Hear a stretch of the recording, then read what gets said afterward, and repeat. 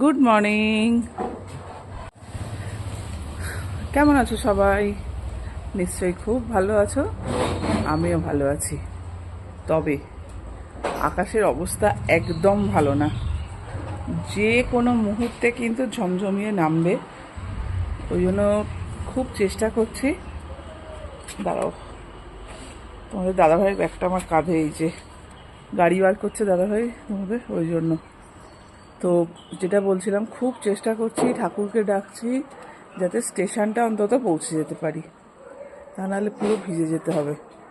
আর সারাদিন ভিজে ওই এসিতে থাকলে না শরীর খারাপ করে যায়, ঠান্ডা লেগে যায়, জ্বর সর্দি কাশি এগুলো তো লেগেই আছে এখন।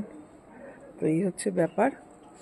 কোনো রকমে স্টেশনটা পৌঁছে গেলে ঠিক আছে, তাও তো ট্রেনে উঠে যাব, আমি মেট্রোয় উঠে যাব, তোমাদের দাদাভাইও পৌঁছে যাবে, তো কাছেই আছে অফিস।